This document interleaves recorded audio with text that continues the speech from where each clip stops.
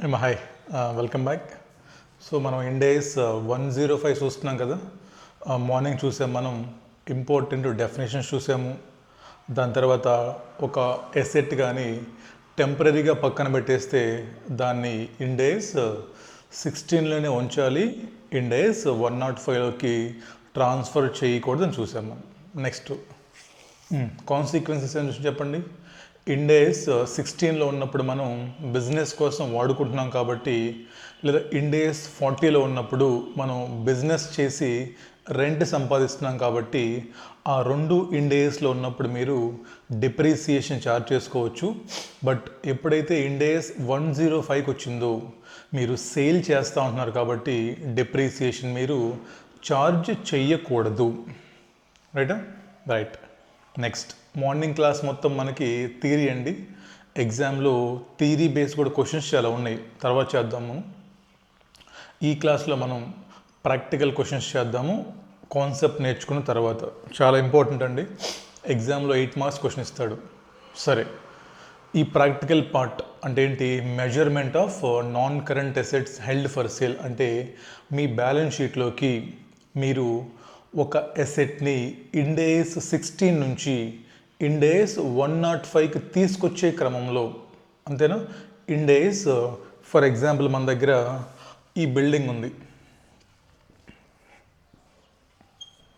ఇప్పటి వరకు ఈ బిల్డింగ్ని మనం బిజినెస్ కోసం వాడుకుంటున్నాం ఇండేస్ 16లో. ఇప్పుడు ఈ బిల్డింగ్ మనకి non current assets held for sale అని చెప్పేసి చాలా మార్నింగ్ చెప్పిన కండిషన్స్ అన్నీ మనకి ఫిల్ఫిల్ అయిపోయాయి. సో మరి ఎప్పుడైతే కండిషన్స్ అన్నీ ఫిల్ఫిల్ అయిపోయాయో ఇప్పుడు ఈ బిల్డింగ్ని మన బ్యాలెన్స్ షీట్లోకి ఏం చేయాలి? దీన్ని Ind AS 105 non current asset held for సేల్గా మనం ట్రాన్స్ఫర్స్ చేయాలి బ్యాలెన్స్ షీట్లోకి, అంతేనా? సో మీ బ్యాలెన్స్ షీట్లో ఉన్నటువంటి ఇండేస్ 16 రిమూవ్ చేసేయాలి, ఇండేస్ 105ని మళ్ళీ మనం క్రియేట్ చేయాలి, అంతేనా? ఇండేస్ 105 అకౌంట్ డెబిట్ టు ఇండేస్ 16, అంతే కదా. ఇప్పుడు ఇలా ఒక బ్యాలెన్స్ షీట్లో ఉన్నటువంటి ఇండేస్ 16 ఎసెట్ని ఇండేస్ 105కి తీసుకురావాలంటే ఎంత వాల్యూకి తీసుకురావాలి? ఈ తీసుకొచ్చే క్రమంలో ప్రాసెస్ ఏంటి అనేది చూద్దాం. నిన్న చూసాం మనం ఇండేస్ 40లోకి తీసుకొచ్చినప్పుడు ఏం చేసాం మనం? క్యారీయింగ్ అమౌంట్ అనేది కనుక్కుంటాం ఫస్ట్ ఆఫ్ ఆల్, అంతేనా? ఇక్కడ కూడా సేమ్ ప్రాసెస్. స్టెప్ నెంబర్ 1 చాలా ఇంపార్టెంట్ అండి, తప్పు చేస్తే మాత్రం కన్ఫ్యూజ్ అయిపోతారు మొత్తం, ఓకేనా? ఓకే, స్టెప్ నెంబర్ 1 ఏంటి ఇక్కడ? Calculation of carrying amount of asset on date of classification as sale.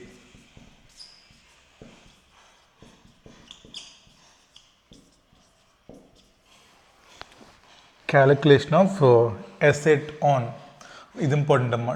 Date of classification రోజు, ఏ రోజైతే మీరు ఈ ఎసెట్ని హెల్డ్ ఫర్ సేల్ అని చెప్పి కండిషన్స్ అన్నీ ఫిల్ఫిల్ అయితే క్లాసిఫికేషన్ చేశారో ఆ రోజు మీరు క్యారీయింగ్ అమౌంట్ కనుక్కోవాలి. ఏంటి క్యారీయింగ్ అమౌంట్ అంటే? క్యారీయింగ్ అమౌంట్ ఈక్వల్ టు ఏంటమ్మా చెప్పండి sir? Original cost minus depreciation till that date, అంతేనా? Original cost minus depreciation till that date. ఎప్పుడైతే మీరు క్యారీయింగ్ అమౌంట్ కనుక్కున్నారో ఇమ్మీడియట్గా ఇక్కడ మీరు ఇంపైర్మెంట్ టెస్టింగ్ చెయ్యాలి. నిన్న కూడా చేసాం మనం ఇండేస్ 40లో. ఇక్కడ ఏం చేయాలి? మళ్ళీ ఎప్పుడైతే క్యారీయింగ్ అమౌంట్ కనుక్కున్నామో స్టెప్ నెంబర్ 2 ఏంటమ్మా? Perform impairment test 1. అదేంటి సార్ 1 అని రాశారంటే ఇండేస్ 40లో మనం ఒక్కసారి ఇంపైర్మెంట్ టెస్ట్ చేస్తాం నిన్న. బట్ ఇండేస్ 105లో మీరు ఇంపైర్మెంట్ టెస్ట్లు 2 సార్లు చేయాల్సి వస్తుంది. ఓకే, ఇంపైర్మెంట్ టెస్ట్ మీరు 2 సార్లు చేయాల్సి వస్తుంది. ఫస్ట్ టెస్ట్ ఎప్పుడు చెప్పండి? క్యారీయింగ్ అమౌంట్ కనుక్కున్న రోజు ఇంపైర్మెంట్ టెస్ట్ చేస్తాము. చెప్పండి ఇక్కడ ఇంపైర్మెంట్ టెస్ట్ ఏంటంటే ఏంటి sir? Compare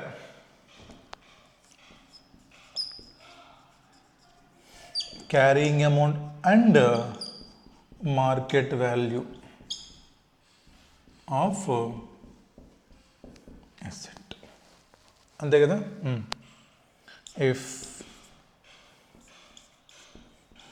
market value is, నేను రాసాం మనం మార్కెట్ వాల్యూ. చెప్పండి ఏంటి ఇంపైర్మెంట్ టెస్ట్లో మీకు 2 రావచ్చు ఇంపైర్మెంట్ టెస్ట్ చేసిన రోజు. ఒకటి, carrying amount is more than market value,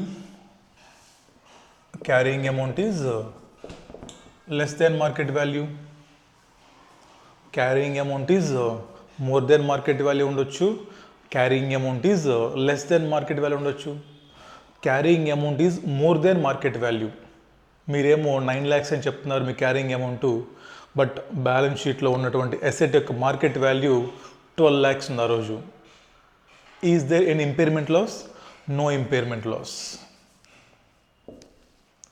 ఎప్పుడైతే మీరు చెప్పేటువంటి క్యారీయింగ్ అమౌంట్ మార్కెట్ వాల్యూ కంటే తక్కువ ఉందో then there is impairment loss. అంతేనా?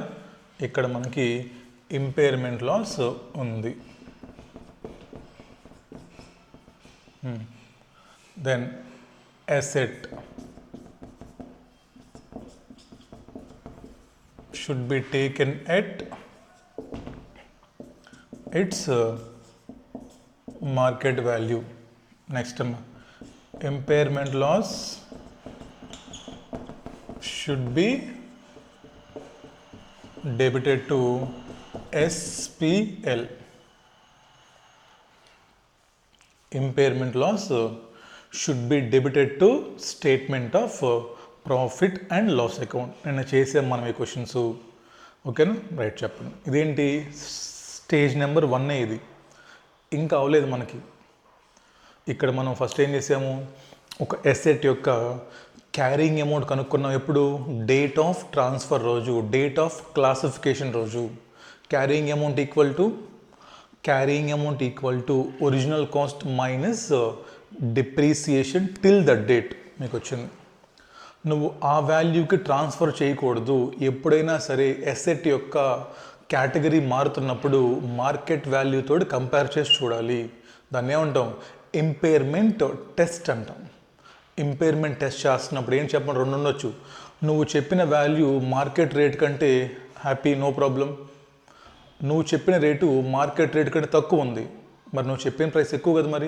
సో నువ్వు చెప్పిన ప్రైస్ రాంగ్ ప్రైస్ కాబట్టి దాన్ని మేము కన్సిడర్ చేయము. We will take market value. So asset should be taken at its market value. Difference between market price and carrying amount shall be treated as impairment loss and transfer to statement of profit and loss account. ఇది first step అమ్మ. అయిపోయిందా?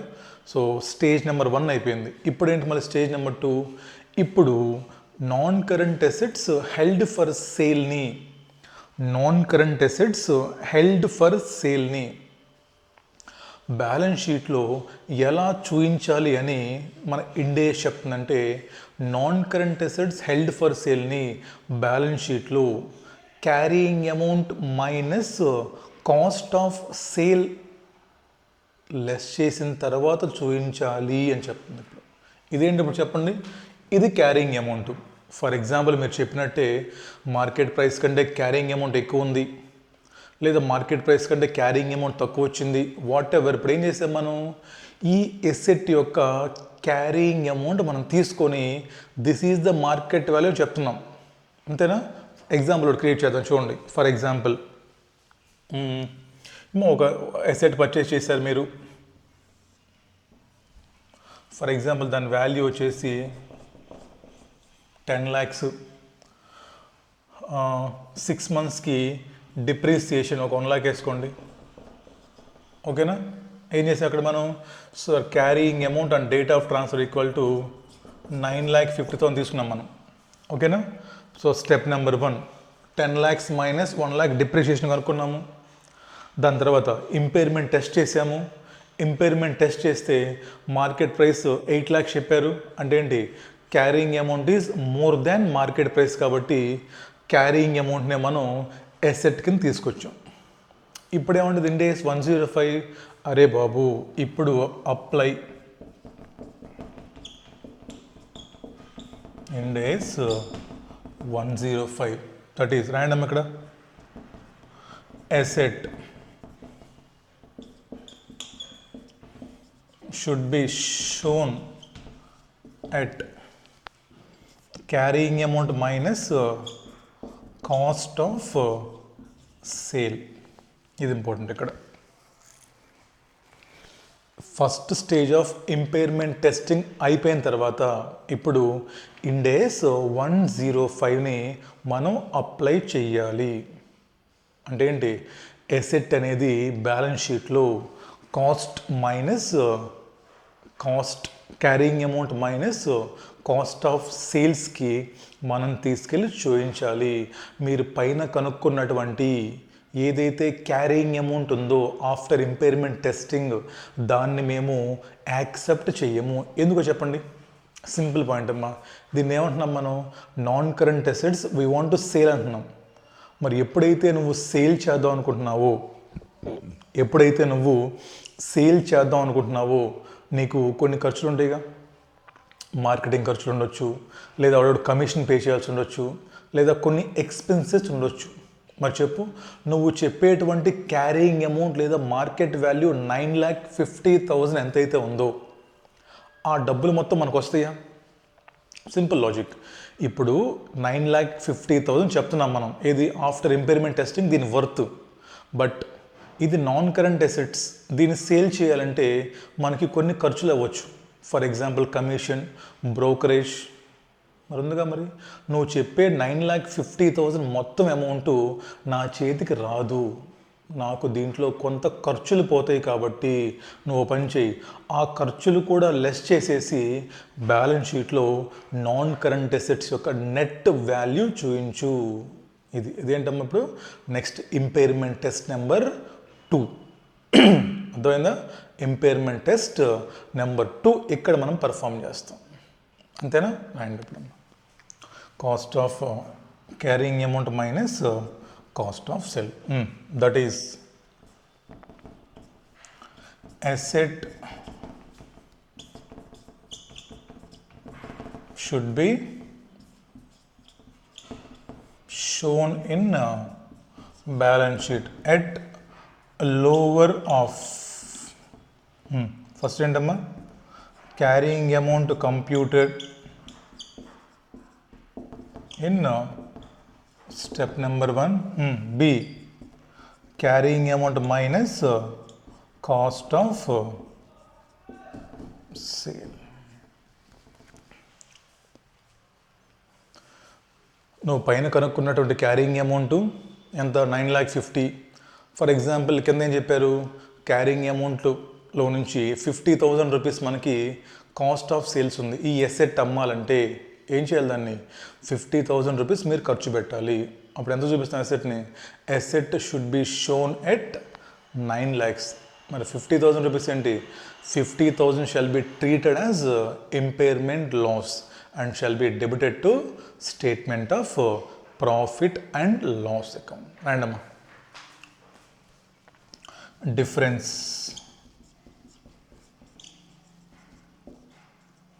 Shall be treated as impairment loss and charge it to statement of profit and loss account. చాలా important. తప్పులు చేసేస్తారు పిల్లలు బట్టి కొట్టి వెళ్తే. సీక్వెన్స్గా వెళ్ళండి. ఫస్ట్ మీ దగ్గర ఒక ఎసెట్ ఉంది. ఆ ఎసెట్ యొక్క డేట్ ఆఫ్ క్లాసిఫికేషన్ రోజు క్యారీయింగ్ అమౌంట్ కనుక్కోండి. క్యారీయింగ్ అమౌంట్ అంటే ఒరిజినల్ కాస్ట్ మైనస్ డిప్రిసియేషన్. ఇప్పుడు దీన్ని ఇంపైర్మెంట్ టెస్ట్ చేయండి, అంటే మార్కెట్లో దాని ప్రైస్ చెక్ చేయండి. మార్కెట్ ప్రైస్ కంటే మీరు చెప్పే ప్రైస్ ఎక్కువ ఉంది, యాక్సెప్టెడ్, నో ఇంపైర్మెంట్ లాస్. ఒకవేళ మీరు చెప్పే ప్రైస్ కంటే మార్కెట్ ప్రైస్ తక్కువ ఉంది, ఇంపైర్మెంట్ లాస్ బుక్ చేసేయండి. ఎసెట్ని taken its market value. Next ఇప్పుడు ఇండేస్ 105 ఇక్కడ అప్లై చేయాలి, సెకండ్ స్టేజ్లో ఇక్కడ అప్లై చేయాలి ఇండేస్ 105. ఇండేస్ 105 ఏం చెప్తుంది? Non current assets held for సేల్ని బ్యాలెన్స్ షీట్లో క్యారీయింగ్ అమౌంట్ చూపించకూడదు, క్యారీయింగ్ అమౌంట్కి చూపించకూడదు. ఏం చేయాలి? క్యారీయింగ్ అమౌంట్లో నుంచి కాస్ట్ ఆఫ్ సేల్స్ ఏమన్నా ఉంటే లెస్ చేసి చూపించాలి. So carrying amount minus cost of sales, carrying amount minus cost of sales. మరి asset should be shown at lower of carrying amount computed above or carrying amount minus cost of sales, whichever is lower. Difference ఏం చేస్తాం ఇప్పుడు మనం? Difference means ఆ cost of sales ఏదైతే ఉందో ఆ 50,000 రూపీస్ని treat as impairment loss and debited to statement of profit and loss. ఇది దిస్ ఈజ్ ఆల్ అబౌట్ ఒక ఎసెట్ని, ఒక ఇండివిజువల్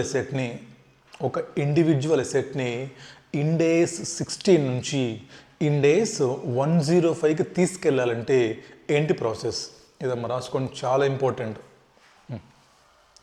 నేను చెప్తుంది ఒక ఇండివిజువల్ ఎసెట్ గురించి, not group of assets. Next చూస్తాం మనం. ఇదేం చేస్తున్నాం మనం? ఒక సింగిల్ ఎసెట్ని ట్రాన్స్ఫర్ చేస్తున్నాం. నెక్స్ట్ ఏంటి? బ్యాలెన్స్ షీట్ మొత్తాన్ని ట్రాన్స్ఫర్ చేస్తా అంటాడు. బ్యాలెన్స్ షీట్లో ఉన్న ఎసెట్స్ అన్నిటినీ డిస్పోజల్ గ్రూప్ అంటాం అప్పుడు దాన్ని. అది నెక్స్ట్ చూద్దాం మనం. డిస్పోజల్ గ్రూప్ ట్రాన్స్ఫర్ చేస్తే అయిన తర్వాత చూద్దాము. ముందు సింగిల్ ఎసెట్ని ట్రాన్స్ఫర్ చేస్తే ప్రాసెస్ అంటే రాసుకుందాం. చాలా ఇంపార్టెంట్, చాలా సింపుల్. ఎప్పుడు లాజిక్ ప్రకారం వెళ్తే. ఇప్పుడు ఒక ఎగ్జాంపుల్ రాసుకోండి కింద. ఒక ఎగ్జాంపుల్ రాసుకోండి. క్వశ్చన్స్ తర్వాత చేద్దాం, ఉన్నాయి చాలా క్వశ్చన్స్, తర్వాత చేద్దాం. Example, asset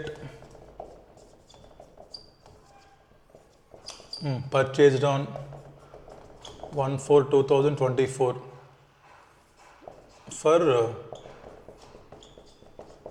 10 lakhs.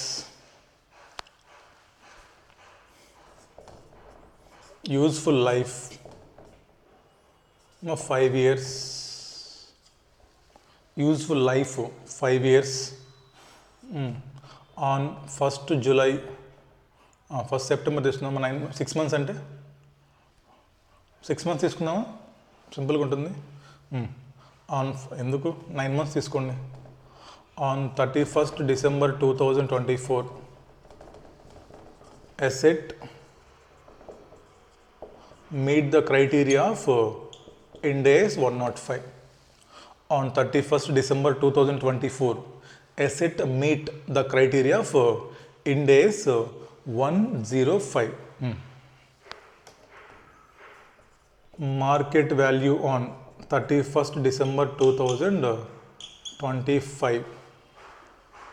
Case number 1 and case number 2. Case number 1లో 12 lakhs, case number 2లో 8 lakhs. కేస్ నెంబర్ 1లో 12 lakhs, కేస్ నెంబర్ 2లో 8 lakhs. Next calculate carrying amount and impairment loss. Next cost of sale equal to 50,000. Again calculate carrying amount and impairment loss as per Ind AS 105. ఇది question. ఇప్పుడు చేయాలి మీరు question, మీరే చేయాలి question. ఇప్పుడు ఏం చెప్పండి క్వశ్చను? మీరు 1st April 2024లో ఒక ఎసెట్ కొన్నారంట. ఎంతకి? 10 lakhsకి. యూస్ఫుల్ లైఫ్ ఎంత? 5 years. ఆన్ 31st December 2024, ఇప్పుడు 9 months తర్వాత అమ్మా ఎసెట్ అంట. ఎసెట్ క్వాలిఫై చేసింది దేనికి? Ind AS 105 కండిషన్స్ మొత్తం. ఆ రోజు మార్కెట్ వాల్యూ మీకు 2 కండిషన్స్ చెప్తున్నాడు. 2 కేసెస్ చెప్పాడు. ఆ 2 కేసెస్లో కనుక్కోండి. తర్వాత మళ్ళీ మీకు కాస్ట్ ఆఫ్ సేల్స్ కానీ 50,000 రూపీస్ అయితే then calculate again impairment loss carrying amount. Start చేయండి మా స్టెప్ నెంబర్ 1. నేను రాయని బోర్డు మీద చెప్తా ఉంటాను, రాయాలి మీరే. చెప్పండి. Calculation of carrying amount of asset on date of classification, that is ఎప్పుడు? On 31st December 2025. ఎలా వస్తుంది? ఒరిజినల్ కాస్ట్ ఎంతమ్మది? 10 lakhs మైనస్ డిప్రీసియేషన్. ఎంత depreciation? So depreciation 10 lakhs by 5 years. అంతేనా? 10 lakhs by 5 years అంటే సంవత్సరానికి 2 లక్షలు. బట్ ఎన్ని మంత్స్ అయింది మనకి? 9 months. By 12 into 9, 1,50,000 rupees depreciation. 9 monthsకి డిప్రిషియేషన్ కనుక్కోవడం రాకపోతే వెంటనే CFNL మానేయచ్చు మీరు. డిప్రిషియేషన్ కూడా కనుక్కోవడం రాకపోతే ఏమన్నా 10 lakhs కాస్ట్, 5 years లైఫ్, 12 monthsకి వస్తుంది. ఇప్పుడు నాకు 9 monthsకి కావాలి. ప్లస్ చేయండి. 9,50,000 ఏంటది? Carrying amount. తర్వాత స్టెప్ నెంబర్ 2. ఇప్పుడు చెప్పండి, కేస్ నెంబర్ ఏలో ఇంపైర్మెంట్ టెస్ట్ చూడండి ఎంత. మీరేమో 9,50,000 చెప్తున్నారు మీ క్యారింగ్ అమౌంట్. మీరేమో 9,50,000 చెప్తున్నారు మీ క్యారింగ్, అంతేనా? మీరేమో రూపీస్ ఎంతమ్మా? 8,50,000. ఎలా వచ్చింది సార్? 10 lakhs ఏమో కాస్ట్ అండి, 1,50,000 9 months depreciation sir. 8,50,000 is our carrying amount, అంతేనా? కేస్ నెంబర్ ఏలు అని చెప్పాడు market value 12 lakhs. So 12 lakhs. Case number 2లో 8 lakhs. ఇప్పుడు చెప్పండి.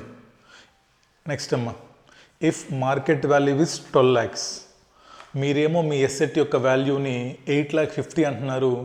ఈరోజు మార్కెట్లో అమ్మితే 12 lakhs వస్తుంది. ఏమైనా ప్రాబ్లం ఉందా? No problem, no impairment loss. కాబట్టి మీరు ఎసెట్ని 8,50,000కి క్యారీ చేసుకోవచ్చు, no problem. First case number A రాయండమ్మా. Case number A, if market value is 12 lakhs. ఇది రాయండి. కేస్ నెంబర్ ఏ రాయండి ఫస్ట్. ఏకి ఫినిష్ చేద్దాం క్వశ్చన్ మొత్తం, దెన్ బీకి వెళ్దాం. Case number A, if market value is 12 lakhs. కింద రాయండి. Since market value is more than carrying amount. Since market value is more than carrying amount, no impairment loss. No impairment loss. Hence carrying amount remains. Hence carrying amount remains 8,50,000 only. అంతే కదా? Hence carrying amount remains 8,50,000 only. దాని కింద now apply Ind AS 105. అంతే కదా? Now apply Ind AS 105. అర్థమా? రాయండి ఇంకా. Asset should be carried at lower of. Asset should be carried at lower of. ఎంత? స్టెప్ నెంబర్ 1లో మీరు కనుక్కున్న క్యారింగ్ అమౌంట్ 8,50,000 సార్. మరి కాస్ట్ ఆఫ్ సేల్స్ ఏమైనా ఉన్నాయా? Yes sir. ఎంత? 50,000. ఎంత వస్తుంది అప్పుడు? 8,50,000 మైనస్ 50,000, 8 lakhs. మరి ఇప్పుడు asset 8,50,000 or 8 lakhs, whichever is less చూపించాలి. ఎంత చూపిస్తారు? 8 lakhsకి ఏమో అసెట్ చూపించండి. మరి impairment loss 50,000 will be the impairment loss. Second impairment loss. పైన ఇంపైర్మెంట్ లాస్ లేదు, ఇక్కడ వచ్చింది ఇంపైర్మెంట్ లాస్. రాండమ్మా. As per Ind AS 105, asset should be shown at lower of carrying amount computed in step number 1. అంతేనా? ఎంతది? 8,50,000. తర్వాత carrying amount minus cost of sales. Carrying amount minus cost of sales ఎంత? 8,50,000 minus ఎంత? Cost of sales 50,000. So రాయండి కింద ఇంకా asset should be shown ఎంతకి 8,50,000 8 lakhs 8 lakhs. Asset should be shown at 8 lakhs and impairment loss equal to 50,000. ఈ basic example ఎవరైతే పర్ఫెక్ట్గా వెళ్తారో ఎగ్జాంపుల్ ఇబ్బంది రాదు, అందుకు ఎగ్జాంపుల్ రాపిస్తున్నాను నేను. ఓకేనా? రైట్. ఇప్పుడు రాయండి ఇంకా case number 2. If market value is 8 lakhs. Case number 2. If market value is 8 lakhs. Impairment test చేయండి. సిన్స్ మరి మీరేమో 8,50,000 చెప్పుకుంటున్నారు, మార్కెట్లో మీద 8 lakhs వస్తాయంట, అంతేనా? రాయండమ్మా. Since carrying amount is less than market value. Since carrying amount is less than market value, we should compute impairment loss. We should compute impairment loss. కింద రాయండి ఇంకా ఇంపైర్మెంట్ లాస్ ఈక్వల్ టు ఎంతమ్మా? 8,50,000 minus 8,50,000 rupees. 8,50,000 minus 8 lakhs ఎంతది? 50,000 rupees impairment loss. కింద రాయండి revise carrying amount of asset equal to revise carrying amount of asset equal to ఎంత? 8 lakhs. అది చెప్పి డిఫరెన్స్ అర్థమైందా? ఇందాకేమో మీకు మార్కెట్ ప్రైస్ ఎక్కువ ఉంది కాబట్టి ఇంపైర్మెంట్ లాస్ ఏమీ లేదు కాబట్టి మీరు తీసుకుందే వాల్యూ 8,50,000. బట్ ఇప్పుడు మార్కెట్ ప్రైస్ తక్కువ ఉంది కాబట్టి స్టేజ్ నెంబర్ 1లోనే ఇంపైర్మెంట్ టెస్ట్ చేసేసి మార్కెట్ ప్రైస్కి తీసుకొచ్చాము అసెట్ని. కింద రండి ఇంకా now apply Ind AS 105. Now apply Ind AS 105. Same asset should be carried at lower of. Asset should be carried at lower of. మారిపోతుంది మళ్ళీ. ఎంత స్టెప్ నెంబర్లో క్యారింగ్ అమౌంట్ ఇప్పుడు 8 lakhs. ఎంత స్టెప్ నెంబర్ 1లో 8 lakhs. అప్పుడేమైంది కింద 8 lakhs minus 50,000 7,50,000. 8 lakhs or 7,50,000 whichever is lower. ఏది lower? Since carrying amount equal to 7,50,000 and impairment loss 2 ఎంత వచ్చింది ఇక్కడ మనకి? Impairment loss equal to again 50,000. అది మీకు ఈ 2 ఎగ్జాంపుల్స్లో ఈ 2 కేసెస్ మీరు జాగ్రత్తగా అర్థం చేసుకోగలిగితే ఈ క్వశ్చన్ మీరు చాలా సింపుల్గా చేస్తారు ఎగ్జామ్లో, ఎటువంటి ప్రాబ్లం రాదు. అసలు సీక్వెన్స్ ఏం జరుగుతుంది, సీక్వెన్స్ ఏంటి మీకు అర్థమైంది అనుకోండి, సో క్వశ్చన్ చేయడానికి మీకు ఎటువంటి ప్రాబ్లం రాదు. ముందు క్యారింగ్ అమౌంట్ కనుక్కుంటున్నాము యాజ్ పర్ ఎగ్జిస్టింగ్ స్టాండర్డే. ముందు దాని రివైజ్ క్యారింగ్ అమౌంట్ కనుక్కుంటున్నారు, దెన్ ఇంపైర్మెంట్ టెస్ట్ నెంబర్ 1 చేస్తున్నారు. టెస్ట్ నెంబర్ 1లో మీకు ఇంపైర్మెంట్ లాస్ రావచ్చు, రాకపోవచ్చు. నెక్స్ట్ ఇప్పుడు ఇండ్ AS 105 అప్లై చేస్తున్నాం మనం. ఇప్పుడు ఇండ్ AS 105 అప్లై చేసినప్పుడు దెన్ అగైన్ ఇంపైర్మెంట్ లాస్ మనకు వస్తుంది. సో మీకు 2 సార్లు ఇంపైర్మెంట్ లాస్ రావచ్చు, లేదా ఒక్కసారి ఇంపైర్మెంట్ లాస్ రావచ్చు. ఇదే సంగతి. రైటమ్మా? ఏంటిదంతా కూడా ఒక ఇండివిజువల్ ఎసెట్ని ఒక్క ఎసెట్ని ఇండ్ AS 16 నుంచి కానీ ఇండ్ AS 105కి ట్రాన్స్ఫర్ చేస్తే దిస్ ఈజ్ ద ప్రాసెస్. ఇప్పుడు ఏమో బ్యాలెన్స్ షీట్లో, ఇప్పుడు బ్యాలెన్స్ షీట్లో ఇండ్ AS 105 అని ఎంత రాస్తాం? కేస్ నెంబర్ 1లో 8 lakh రాస్తాము, కేస్ నెంబర్ 2లో అయితే 7,50,000 రాస్తాము. అది మనం నేర్చుకుంది ఇక్కడ. రైటా? రైట్. నెక్స్ట్ ఏంటమ్మా? రాశారా? పైన రాసుకోండి, లేకపోతే ట్రాన్స్ఫర్ ఆఫ్ ఇండివిజువల్ అసెట్ ఇది. ట్రాన్స్ఫర్ ఆఫ్ ఇండివిజువల్ అసెట్ ఇది. నెక్స్ట్ ఏంటమ్మా? Transfer of group of assets. Transfer of group of assets బ్రాకెట్లో disposal group. Transfer of group of assets బ్రాకెట్లో డిస్పోజల్ గ్రూప్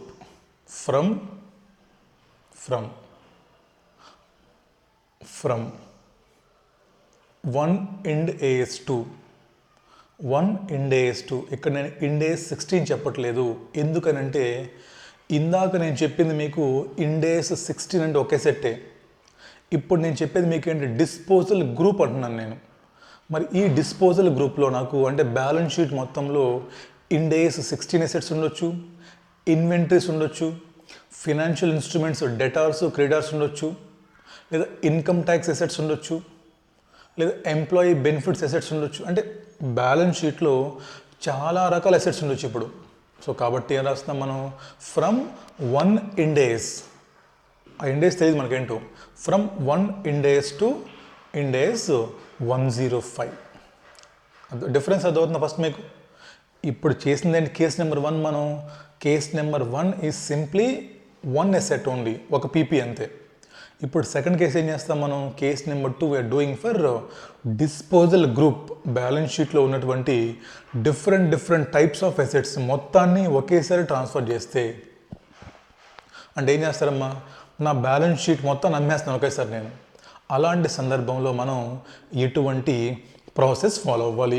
ఎగ్జామ్లో ఎక్కువ సార్లు వచ్చేది అది, డిస్పోజల్ గ్రూప్ని ట్రాన్స్ఫర్ చేస్తే అడుగుతాడు.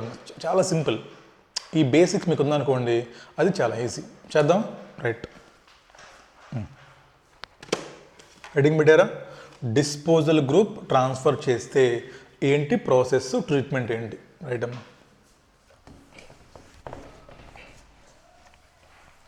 ఒకసారి చూడండి, ఎగ్జాంపుల్ ఏం రాశారు?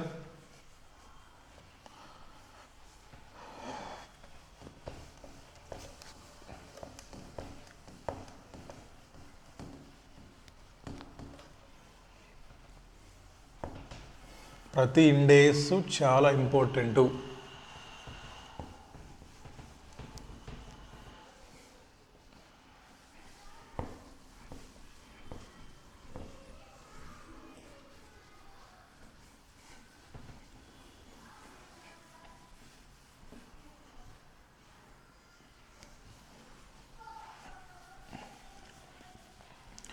ఈ డిస్పోజల్ గ్రూప్కి నేను ఒక చిన్న ప్రొసీజర్ చెప్తాను, దాన్ని మీరు ఫాలో అయిపోండి. అస్సలకి మీకు ఎటువంటి ప్రాబ్లం రాదు. ఇలానే ఇప్పుడు ఏదైతే మనం ఇండివిజువల్ అసెట్కి రాసామో, డిస్పోజల్ గ్రూప్కి కూడా నేను మీకు ఒక చిన్న ప్రాసెస్ చెప్తాను.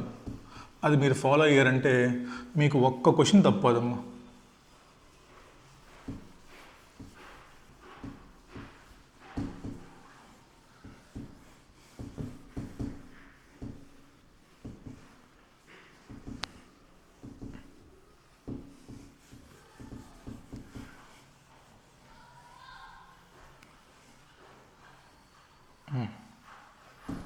డిస్పోజల్ గ్రూప్, ఓకేనా?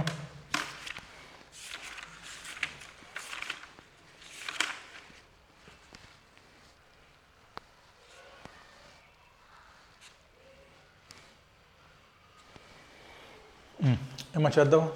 ఇక్కడ మీకు చాలా ఇంపార్టెంట్ పాయింట్స్ ఏంటంటే, డిస్పోజల్ గ్రూప్ అంటే చెప్పండి, ఒక కంపెనీ యొక్క బ్యాలెన్స్ షీట్ మీకు ఇస్తాడు. లయబిలిటీస్ ఇవ్వడండి మనకి, కంపెనీ యొక్క బ్యాలెన్స్ షీట్లో ఉన్నటువంటి ఒక గ్రూప్ ఆఫ్ అసెట్స్ మీకు ఇస్తాడు. ఫర్ ఎగ్జాంపుల్ చెప్పండి, assets ఏముంటాయో?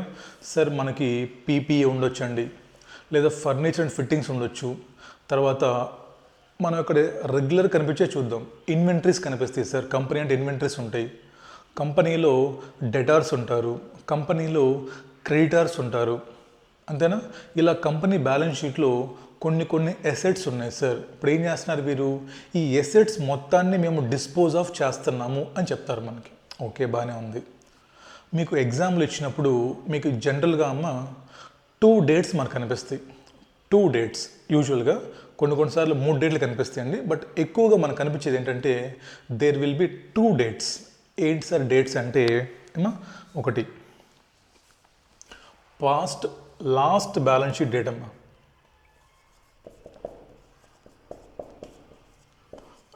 Last balance sheet date. For example మనకి ఏమైపోయింది చెప్పండి, 31st March 2024, ఇది ఒక డేట్ మీకు కనిపిస్తుంది.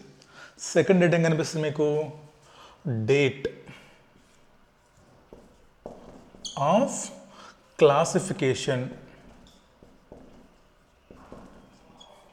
Under Ind AS 105.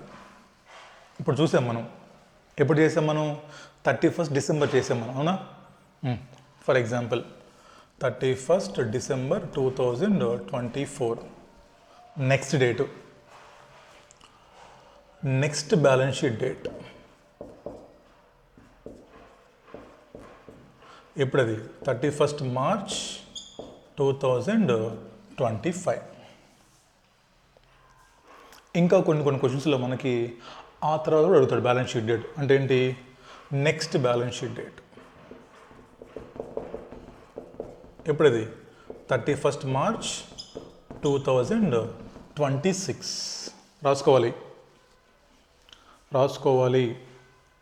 సో ఎగ్జామ్లో మీకు ఇచ్చేటప్పుడు ఇలా మీకు యూజువల్గా ఇవి రెండు డేట్స్ ఇన్ఫర్మేషన్లో ఉంటాయి అమ్మా. ఈ రెండు డేట్స్ మీకు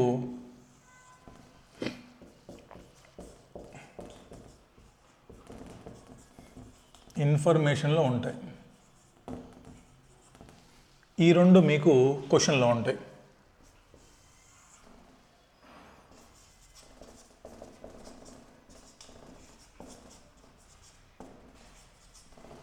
ఈ రెండు ఏమో క్వశ్చన్లో ఉంటాయి, ఆ రెండు డేట్లు ఏమో ఇన్ఫర్మేషన్లో ఉంటాయి. ఓకేనా? సో ముందు అసలు క్వశ్చన్ చూద్దాం ఎలా ఉంటుందో.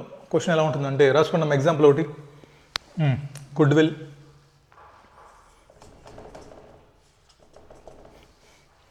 తర్వాత పీపీఈ, తర్వాత కొన్ని బిల్డింగ్స్, దాని తర్వాత ఇన్వెంటరీ,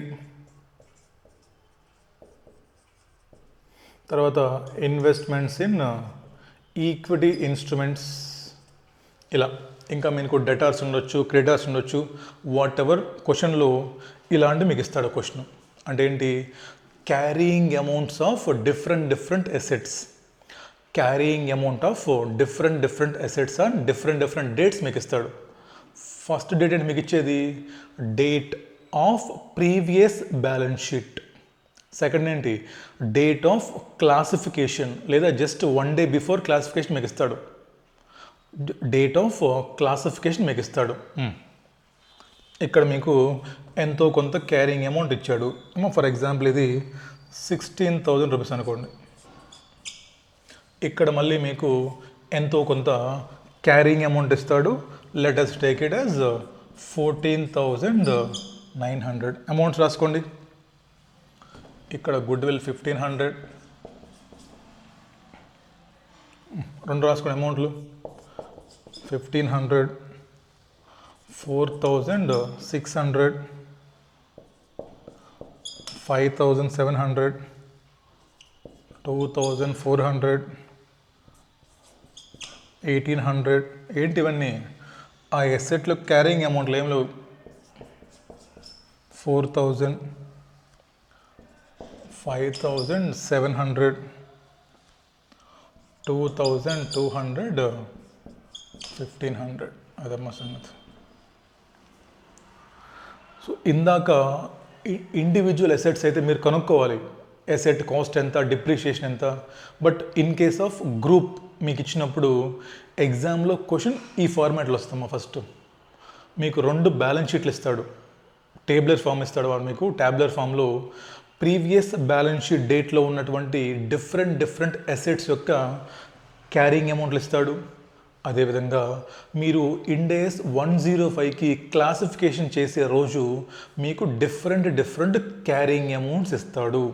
సో ఫస్ట్ బ్రెయిన్లో పెట్టుకోవాల్సిన పాయింట్ ఏంటంటే మనకి ఎగ్జామ్లో కావాల్సిన date of classification as 105. Previous balance date తోటి మనకి ఇండేస్ 105లో ఎటువంటి సంబంధం లేదు. ప్రీవియస్ బ్యాలెన్స్ షీట్ డేట్ తోటి, ఈ డేట్ తోటి మీకు ఎటువంటి సంబంధం లేదు. We're performing Ind AS 105 procedure on date of classification as 105. అంటే మనకి ఈ డేట్ మనకి ఇంపార్టెంట్ అమ్మా. ఇది స్టెప్ నెంబర్ 1 మీరు గుర్తుపెట్టుకోవాల్సింది. సో ఈ ప్రీవియస్ బ్యాలెన్స్ షీట్ డేట్తో మీకు పని లేదు, స్ట్రైట్ అవే దీన్ని మీరు కొట్టేయచ్చు. మీకు కావాల్సిన డేటు ఈ డేట్ మీకు కావాలి. ఏ రోజైతే మీరు క్లాసిఫై చేస్తున్నారో ఈ డేట్ మీకు, ఇది స్టెప్ నెంబర్ 1. నెక్స్ట్, సార్ మరి ఇక్కడ క్యారింగ్ అమౌంట్కి డిఫరెన్స్ ఉంది కదా సార్. ఉందిగా మరి. సార్ ప్రీవియస్ బ్యాలెన్స్ షీట్ డేట్కి అండ్ కరెంట్ డేట్కి డిఫరెన్స్ ఉంది కదా, ఎంతమ్మా చెప్పండి డిఫరెన్స్? 16,000 మైనస్ 1100.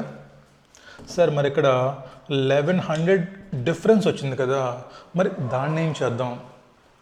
మరి 1100 డిఫరెన్స్ వచ్చింది కదా, దీన్ని ఏం చేద్దాము? ఇది ఇంపైర్మెంట్ లాస్గా బుక్ చేసేద్దామా? ఫస్ట్ క్వశ్చన్ స్టార్ట్ చేసే ముందు ఇది ఇంపైర్మెంట్ లాస్గా బుక్ చేద్దామంటే నో, నెవర్. మనకి ఈ డిఫరెన్స్తో మనకి ఎటువంటి సంబంధం లేదు లేదు లేదు. ఇది సెకండ్ పాయింట్. అంటే ఈ డేట్తో మనకి సంబంధం లేనప్పుడు ఈ డిఫరెన్స్తో కూడా మనకి సంబంధం లేదు.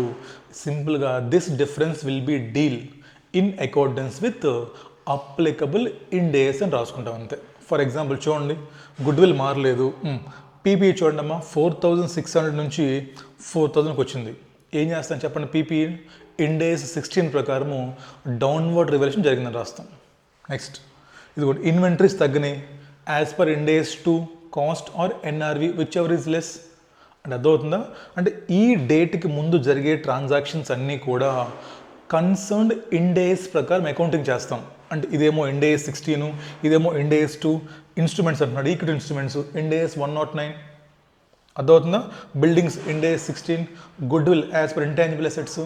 అంటే ఈ డేట్కి ముందు ప్రీవియస్ బ్యాలెన్స్ షీట్ డేట్కి మధ్య జరిగేటువంటి ట్రాన్సాక్షన్స్ తోటి ఇక్కడ ఏమన్నా డిఫరెన్సెస్ ఉంటే అసెట్స్ అండ్ లయబిలిటీస్కి అవి మనం ఇన్ డేస్ 105లో పట్టించుకోకూడదు, మనకి అనవసరం. ఇది ఫస్ట్ మీరు తెలుసుకోవాల్సిన పాయింట్. ఏంటి ఏమవుతుంది క్వశ్చన్లో? మనకి కావాల్సిన డేటు ఈ డేట్తో మీకు సంబంధం లేదు. Next difference between carrying amount of last balance sheet date and classification date ఏమన్నా ఉంటే that difference cannot be treated as impairment loss. అది ఇంపైర్మెంట్ లాస్ కాదు, cannot be treated as impairment loss. ఓకేనా? సింపుల్ ఏం రాస్తాము? This difference cannot be treated as impairment loss and this difference will be dealt accordingly as per applicable Ind AS. అంతే. ఈ point మీరు రాయాలి. దీనికి మళ్ళీ ఒక మార్క్ ఉంటుంది, హాఫ్ మార్క్. అందుకు మీకు చెప్తున్నాను, ఏ క్వశ్చన్లో అయినా సరే మీకు ఇలా వచ్చినప్పుడు మీరు ఇది రాయాలి. ఫస్ట్ రాయండి అమ్మా, కిందంగా స్టార్ట్ చేయండి. ఏం రాస్తారు? Date of last balance sheet is irrelevant for us.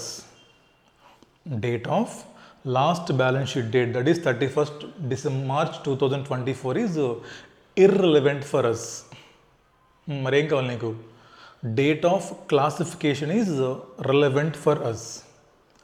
Date of classification is relevant for us. అప్పుడేనా? Next if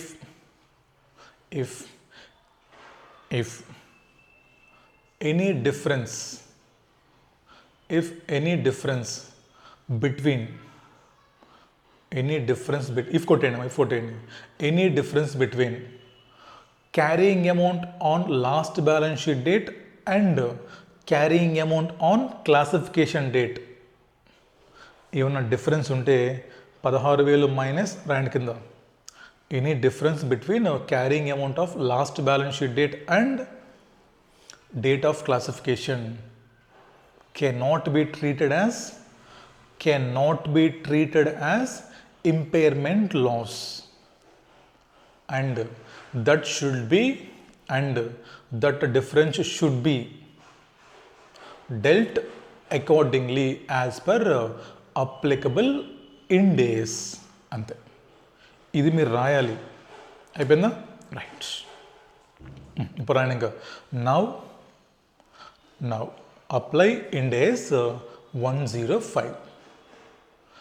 now apply in days 105 కదా రాసుకోండి. ఇంకా ఇప్పుడు రాయండి ఇంకా.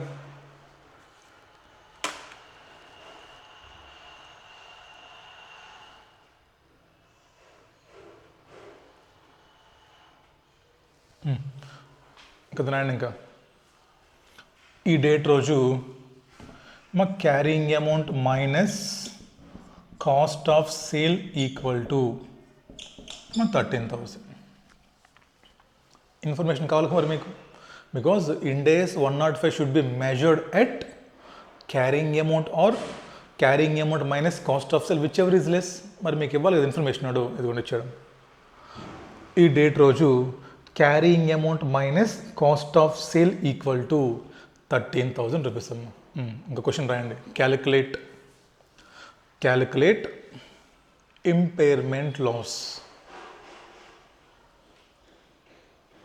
Calculate impairment loss and prepare balance sheet on 31st March 2025 and prepare balance sheet on 31st March 2025 after allocation of impairment loss if any. అంటే మీరు classification చేసిన తర్వాత సబ్సిక్వెంట్ బ్యాలెన్స్ షీట్ని మీరు ప్రిపేర్ చేయాలి. ఇది క్వశ్చన్. ఫస్ట్ మీకు క్వశ్చన్ ఎలా ఇస్తాడో తెలిస్తే ఆన్సర్ చాలా సింపుల్. అర్థమైందా క్వశ్చన్లో మనకు 2 డేట్లు ఉంటాయి, previous balance sheet date, current classification date. అది మనకు అనవసరం, కొట్టేసేయండి. ఇది మనకు కావాలి. ఈ difference not impairment loss, simply dealt with accordingly. అయిపోయింది. ఇప్పుడు ఏం చేసాం మనం? ఇప్పుడు మనం 31st December 2025 ఉన్నాం. స్టెప్ నెంబర్ 1 ఏంటి మనకి? We should compute impairment loss. Impairment loss is nothing but carrying amount or carrying amount minus cost of sale. ఏది ఉంటుంది అండ్ ఇంకా ఇంపైర్మెంట్ లాస్ ఈక్వల్ టు, మరి అంతే కదా. ఇంపైర్మెంట్ లాస్ కనుక్కోండి ఫస్ట్. మీరేమో క్యారింగ్ అమౌంట్ 14,900 చెప్తున్నారు, బట్ మార్కెట్లో అమ్మితే ఎంత వస్తాయంట? నెట్ ఆఫ్ కాస్ట్ 13,000 వస్తాయంట. రాయండమ్మా. Impairment loss on 31st December equal to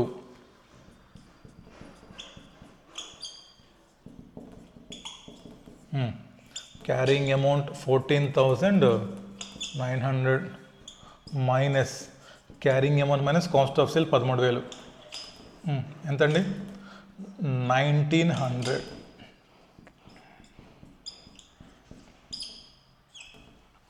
ఇది సంగతి. That is impairment loss. అక్కడ దాకా కనుక్కోండి. చాలా ఇంపార్టెంట్ అమ్మా. తప్పులు చేస్తారు ఈ క్వశ్చన్ చాలామంది. ఏదో బట్టి వేసుకెళ్ళిపోయి ఏ డేటో తెలియదు కొంతమందికి ముందు, అసలు ఏ డేట్ తీసుకోవాలో తెలియదు ఫస్ట్. అయిపోయిందా? రైట్. ఇప్పుడు మీరు ఈ ఇంపైర్మెంట్ లాస్ని ఈ ఎసెట్స్కి అలొకేట్ చేసేసి ఇక్కడ మీరు రివైజ్డ్ క్యారింగ్ అమౌంట్ రాయాలి. అదేగా చెప్తున్నాం మనం. అంటే ఏంటి? మీరు చెప్పేటువంటి క్యారింగ్ అమౌంట్ తప్పురా బాబు, మీకు ఇంత ఇంపైర్మెంట్ లాస్ ఉంది అంటే ఏంటి? ఫస్ట్ ఈ ఇంపైర్మెంట్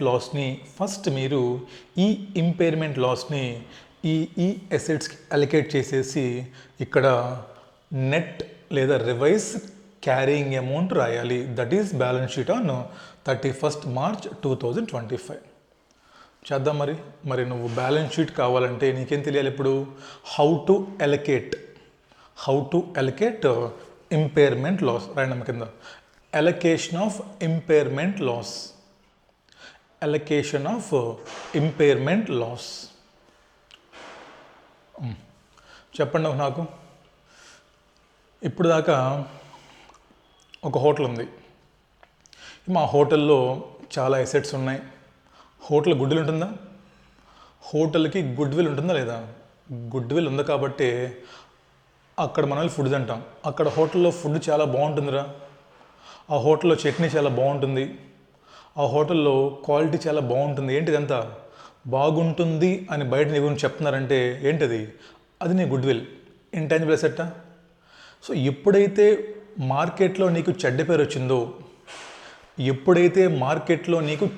వచ్చిందో ఫస్ట్ ఏం పోతుంది? ఫస్ట్ నా గుడ్ విల్ పోతుంది. అంతేగా మరి. ఎవరో వచ్చి ఏదో చూస్తున్నా ఈ మధ్య నేను సోషల్ మీడియాలో, హైదరాబాద్లో బిర్యానీ తింటే దాంట్లో ఏదో బొద్దింకలు వచ్చాయని, బల్లు వచ్చాయని, ఏదో డ్రగ్స్ ట్యాబ్లెట్లు వచ్చాయని, లేదా కుక్క మాంసం పెడుతున్నారని, లేదా ఫ్రిడ్జ్లో ఉన్నటువంటి ఫుడ్ పెడుతున్నారని చూశాను మా చాలా న్యూస్. అయినా మనం మారంగా కుక్కతో ఒక వంకర్లాగా మళ్ళీ హోటల్కి వెళ్తాం మనం. హెల్త్తో గేమ్స్ ఆడుకోమాకండి, బయట ఫుడ్ తినకండి, పోతారు. సరే, ఇక్కడ నేను చెప్పే పాయింట్ ఏంటంటే, సార్ ఏదైనా ఒక ఆర్గనైజేషన్కి లాస్ వచ్చిందంటే ఫస్ట్ పోయేది పేరు, ఫస్ట్ పోయేది వాళ్ళకు ఉన్నటువంటి రెప్యుటేషన్. సో కాబట్టి ఇక్కడ కూడా మీరు ఇంపైర్మెంట్ లాస్ ఏమన్నా ఉంటే రైండమ్మా, first it should be allocated to, first it should be allocated to goodwill, first it should be allocated to goodwill. ఇంకా then the remaining impairment loss, the remaining impairment loss should be allocated to, ఇది చాలా important line నేను చెప్పేది ఇప్పుడు. The remaining impairment loss should be allocated to remaining assets, remaining assets, remaining assets on which Ind AS 105 will apply, remaining assets on which Ind AS 105 will apply in proportion to their carrying amount. ముందు English రాయండి, తర్వాత తెలుగు చెప్తాను నేను. on which Ind AS 105 apply in proportion to their carrying amount. అంటే ఏం చెప్తున్నారంటే, మీరు good విల్కి impairment loss allocate చేసిన తర్వాత మీ బ్యాలెన్స్ షీట్లో ఇంకెన్ని అసెట్స్ ఉన్నాయి చెప్పండి. ఇక్కడ సార్ బ్యాలెన్స్ షీట్లో నాకు పీపీ ఉంది, బిల్డింగ్ ఉంది, ఇన్వెంటరీస్ ఉన్నాయి, ఇన్వెస్ట్మెంట్స్ ఇన్ ఈక్విటీ ఉన్నాయి, ఫర్ ఎగ్జాంపుల్ డెటార్స్ ఉన్నాయి. అర్థమవుతుందా? మరి ఈ అన్ని అసెట్స్కి ఎంత చెప్పండి ఇంపైర్మెంట్ లాస్ మన దగ్గర. సార్ ఐ హ్యాడ్ 1900, ఫస్ట్ ఎవరికని చెప్పాను నేను, గుడ్ విల్కి ఇచ్చేయమని చెప్పాను. ఎంత ఉంది గుడ్ విల్? Sir 1500 sir. ఇంకెంత బ్యాలెన్సింగ్ ఫిగరు? సార్ నా దగ్గర ఇంకా బ్యాలెన్సింగ్ ఫిగరు 400 ఉంది లాసు. అర్థమవుతుందా? మొత్తం loss 1900. First completely goodwill పోతుంది మనకి. ఇంకెంత మీ దగ్గర? I had 400 rupees. ఇప్పుడు క్వశ్చన్ ఏంటంటే, ఈ 400 రూపీస్ని ఎవరికి నువ్వు అలొకేట్ చెయ్యాలి, అది క్వశ్చన్ ఇక్కడ. అర్థమైంది క్వశ్చన్? ఈ 400 రూపీస్ ఎవరికి అలొకేట్ చేస్తావు? బ్యాలెన్స్ షీట్లో ఉన్న రిమైనింగ్ అన్ని ఎసెట్స్కి అలొకేట్ చేసేద్దామా? ఇదిగోండి, పీపీఈకి, బిల్డింగ్స్కి, ఇన్వెంటరీస్కి, ఇన్వెస్ట్మెంట్స్కి, ఇంకా డెటార్స్కి, ఇంకా ఇన్కమ్ ట్యాక్స్ ఎసెట్స్ ఉంటాయి, ఇన్కమ్ ట్యాక్స్ ఎసెట్స్కి, లేదా అగ్రికల్చర్ ఎసెట్స్ ఉన్నాయి మన దగ్గర, బయోలాజికల్ ఎసెట్స్. అంటే నేను క్వశ్చన్ అర్థమవుతుందా మీకు? ఈ 400 rupees remaining impairment loss after allocation of goodwill ఎవరికి నువ్వు అలొకేట్ చెయ్యాలి, అలొకేట్ చేస్తే ఏ రేషియోలో అలొకేట్ చేయాలి? క్వశ్చన్ నెంబర్ 1, ఈ బ్యాలెన్స్ ఇంపైర్మెంట్ లాస్ 400ని ఎవరికి అలొకేట్ చెయ్యాలి, చేస్తే ఏ రేషియోలో అలొకేట్ చేయాలి, అది క్వశ్చన్. ఇప్పుడు నా క్వశ్చన్ ఏంటంటే, ఇక్కడ తెలుగు రాస్తానమ్మా. ఈ లాస్ని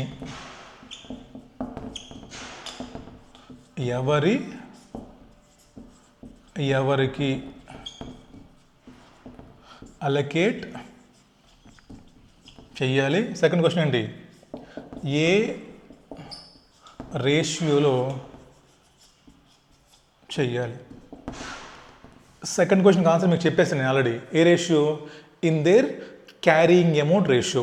ఎంత ఉంటే carrying amount ratio. Okay, carrying amount ratio బాగానే ఉంది. ఇది నాకు ఇప్పుడు క్వశ్చన్ చెప్పాలి మీరు. సెకండ్ క్వశ్చన్ చెప్పాను ఆన్సర్ మీకు ఇందాకనే. ఏ రేషియోలో? Carrying amount ratio. ఎంత క్యారీయింగ్ అమౌంట్? ఇదిగోండి 4000, 5700 ఈస్టులో 40:57:20:22. ఇది సింపులే. బట్ ఈ లాస్ని ఎవరికి అలొకేట్ చేయాలి? మొత్తానికి అలొకేట్ చేద్దామా, లేదా ఏ అసెట్స్ మీదైతే ఇండ్ AS 105 అప్లై అవుతుందో ఓన్లీ వాళ్ళకే చేద్దామా?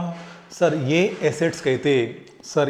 అసెట్స్కి అయితే ఇండ్ AS 105 అప్లై అవుతుందో వాళ్ళకి మాత్రమే చేయాలి సార్. ఫర్ ఎగ్జాంపుల్ ఈ క్వశ్చన్లో బిల్డింగ్స్కి అప్లై అవుతుందా? Yes sir. పీపీఈకి అప్లై అవుతుందా? అవుతుంది సార్. ఇన్వెంటరీస్కి, ఇన్వెస్ట్మెంట్స్ ఇన్ ఈక్విటీ ఇన్స్ట్రుమెంట్స్కి, డెటార్స్ ఉంటే డెటార్స్కి నో సార్. అంటే ఫస్ట్ మనం ఇక్కడ నుంచి నెక్స్ట్ స్టెప్కి వెళ్ళాలంటే మనకేం కావాలి? Scope and out of scope మనకు కావాలి. లేదంటే మనకు తెలియదు కదా మరి. ఇండేస్ 105లో ఏ ఏ ఎసెట్స్ కవర్ అవుతాయో వాటికి మాత్రమే నువ్వు అలొకేట్ చేయాలి. మరి నీకు తెలియాలి కదా, ఇండేస్ 105లో ఏ ఏ ఎసెట్స్ కవర్ అవుతాయో నేర్చుకోవడం కంటే ఏదీసి ఏ ఏ ఎసెట్స్ కవర్ అవ్వవో నేర్చుకుంటే, అంటే అవుట్ ఆఫ్ స్కోప్ తెలుసుకుంటే మిగతా అన్నీ ఏంటి విత్ ఇన్ స్కోపేగా. అవుట్ ఆఫ్ స్కోప్ నేర్చుకుంటే నువ్వు మిగతా అన్నీ విత్ ఇన్ స్కోపే కదా. రైటా? రండి ఒకసారి చేద్దాం. ఇంకా రండి ఇప్పుడు స్టడీ మ్యాట్లో ఉంది చూడండి. ఒక 4 లైన్స్ గ్యాప్ వదిలేసి కిందకి వెళ్ళి రాయండి. ఇంకా అవుట్ ఆఫ్ స్కోప్, లేదా బుక్లో చూస్తారు సింపుల్గా అయిపోతుంది. రెండమ్మా 7.2 scope out of scope, page number 6.323. ఇక్కడ ఇచ్చారు చూడండి టేబుల్. ఇక్కడ ఒక టేబుల్ ఇచ్చారు చూడండి, రాయండి అక్కడ. Measurement of provisions of Ind AS 105 does not applies to. First ఏంటి? డెఫర్డ్ ట్యాక్స్ ఎసెట్స్, దానికి అప్లై అవ్వదంట. తర్వాత ఎంప్లాయీ బెనిఫిట్స్ ఎసెట్స్, దానికి అప్లై అవ్వదంట. తర్వాత ఫినాన్షియల్ ఇన్స్ట్రుమెంట్స్, ఇదిగోండి ఇన్వెస్ట్మెంట్స్ ఇన్ ఈక్విటీ, అప్లై అవ్వదంట. తర్వాత నాన్ కరెంట్ ఎసెట్స్ ఫర్ ఏంటి అగ్రికల్చర్, మనం చూసాం, మనం బయోలాజికల్ ఎసెట్స్ ఉంటాయి మన దగ్గర, దానికి అప్లై అవ్వదంట. తర్వాత ఇండేస్ 105 ఇన్సూరెన్స్ కాంట్రాక్ట్స్, ఇది మన సిలబస్లో లేదు, దానికి అప్లై కాదంట. ఓకే, అంతేనా? సో అక్కడ చెప్పినటువంటి 5 టైప్స్ ఆఫ్ ఎసెట్స్కి అప్లై కాదు. ఇంకా కరెంట్ ఎసెట్స్కి అప్లై అవుతుందా? సింపుల్గా చెప్పాలంటే కరెంట్ ఎసెట్స్కి అప్లై అవుతుందా? ఇన్వెంటరీస్కి, డేటార్స్కి? No sir. అంతేనా? అక్కడ రాసుకోండి అమ్మ కింద, మీకు అర్థం కావడం కోసం ఊరినే ఒక 5 లైన్స్ గ్యాప్ వదిలేసి కింద రాసుకోండి. Ind AS 105 does not applies to. Ind AS 105 does not applies to. First current assets అని రాయండి. Current assets example inventory, debtors. Current assets అని రాయండి, పర్లేదు. ఇన్వెంటరీస్, డేటార్స్కి అప్లై కాదు. Next financial assets.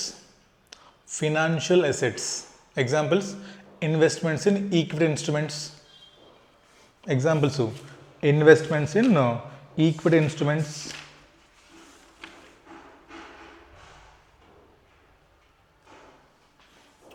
ఓకేనా? తర్వాత biological assets.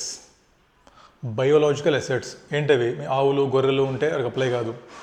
Biological assets, current assets, financial assets, biological assets. తర్వాత అమ్మా ఇన్కమ్ ట్యాక్స్ ఎసెట్స్, మీరు చేస్తుంటారు చిన్నప్పుడు డెఫర్డ్ ట్యాక్స్ ఎసెట్స్ అని చేశారు సి ఎంటర్లో. Deferred tax assets.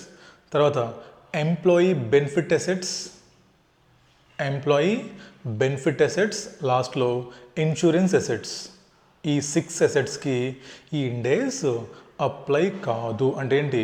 మీ బ్యాలెన్స్ షీట్లో కానీ ఈ ఎసెట్స్ ఏమన్నా ఉంటే డిస్పోజల్ గ్రూప్లో వాటికి మీరు ఇంపైర్మెంట్ లాస్ని అలొకేట్ చెయ్యకూడదు. అది దీనికి ఆన్సర్. ఈ లాస్ని ఎవరికి అలొకేట్ చేయాలంటే ఎవరికి చెప్పండి అమ్మా? Other than these 5 or 6 assets. అంతేనా? అదర్ దాన్ ఈ 6 ఎసెట్స్ ఏం చెప్పండి అవి? ఒకటేమో కరెంట్ ఎసెట్స్, రెండేమో ఫినాన్షియల్ ఎసెట్స్, మూడేమో ఇన్కమ్ ట్యాక్స్ ఎసెట్స్, 4 ఏమో ఎంప్లాయీ ఎసెట్స్, 5 ఏమో బయోలాజికల్ ఎసెట్స్, 6 ఏమో ఇన్సూరెన్స్ ఎసెట్స్. ఈ ఆరుగురికి తప్ప రిమైనింగ్ అందరికీ మీరు అలొకేట్ చేయొచ్చు ఇన్ దేర్ ఏంటది? In there carrying amount ratio. చెప్పండి బ్యాలెన్స్ షీట్లు ఏమున్నాయి సార్? ఇక్కడ గుడ్ విల్ ఉంది, అయిపోయింది. Good will. పీపీ ఉంది, ఇండేస్ అప్లై అవుతుందా? ఎస్ఆర్ అప్లై అవుతుంది. నెక్స్ట్ బిల్డింగ్ ఉంది, అప్లై అవుతుందా? ఎస్ఆర్ అప్లై అవుతుంది. ఇన్వెంటరీకి అప్లై అవుతుందా? No sir. Current assets.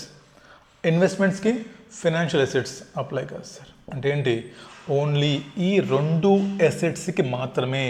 అంతేనా? ఓన్లీ ఈ 2 ఎసెట్స్కి మాత్రమే మేము ఇంపైర్మెంట్ లాస్ని అలొకేట్ చేయాలి సార్. Got it? గ్రాండింగ్. Allocation of impairment loss. Allocation of impairment loss ఇలా చార్ట్ చేయడం అయిపోతుంది సింపుల్గా. Allocation of impairment loss. Total loss ఎంత? 1900. టోటల్ ఇది నేను అర్థం కావడం కోసం రాసిన తెలుగులో, మీరు కూడా రాసుకోండి కింద. Total loss 1900. ఫస్ట్ ఎవరికి ఇస్తారు? గుడ్విల్కి చేయండి. Goodwill 1500. Second balance 400 shall be allocated to ఎవరికండి? ఇది రాసుకోవాలి తెలుగులో, మీరు పాజ్ చేసి చెప్పండి. మరి బ్యాలెన్స్ 400 ఎంతమంది ఉన్నారు అసెట్స్ ఇక్కడ కవర్ అయ్యేవాళ్ళు దీంట్లో? ఇద్దరు సార్. ఎవరమ్మ వాళ్ళు? సార్ ఈ బ్యాలెన్స్ 400ని బిల్డింగ్స్ ఫస్ట్ వాడు పీపీనా, తర్వాత బిల్డింగ్ ఎంతమ్మా క్యారింగ్ అమౌంట్? ఇది కావాలి మనకు డేటు. 4000 = 5700. పంచడం మీ రేషియోలో 400 ఇంటూ ఏంటది 4000/9700. టోటల్ ఎంతైనా ఇక్కడ 400 ఇంటూ 5700/9000. ఎంతో కనుక్కోండి అమ్మా లాస్.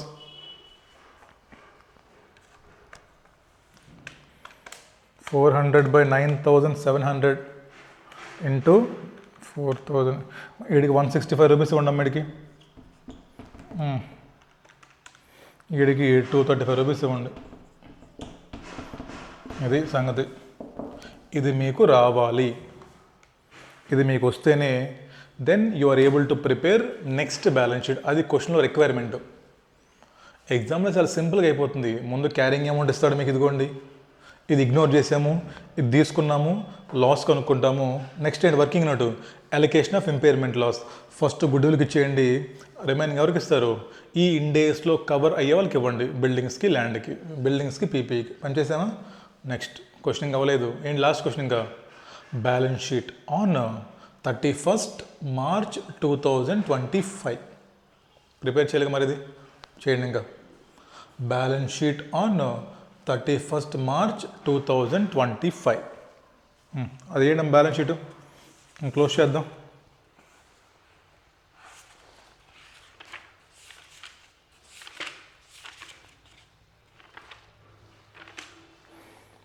వేద్దాం బ్యాలెన్స్ షీటు. సింపుల్ కంపారిజన్ వెళ్ళిపోదాం. గుడ్విల్ ఏమన్నా మిగిలిందా? ఏం మిగలలేదు సార్, నిల్. పీపీఈ 4000 ఉంది. ఏమన్నా చేంజెస్ చేశారా? ఎంత లెస్ చేశారు ఇంపైర్మెంట్ లాస్? సార్ 165 లెస్ చేసాను సార్ నేను. సో 165 లెస్ అయిపోతే ఇంకెంత చెప్పండి బిల్? PPE 4000 - 160 sir 3835 sir. తర్వాత బిల్డింగ్స్కి ఏమైనా లెస్ చేశారా? ఎస్ సార్, నేను 235 లెస్ చేశాను సార్. అండ్ అమ్మా 5700 - 5465. ఇన్వెంటరీస్ ఏమైనా లెస్ చేశారా? No sir, no, same 2200. తర్వాత investments? No sir, nothing. 15 total ఏంటమ్మా ఇది?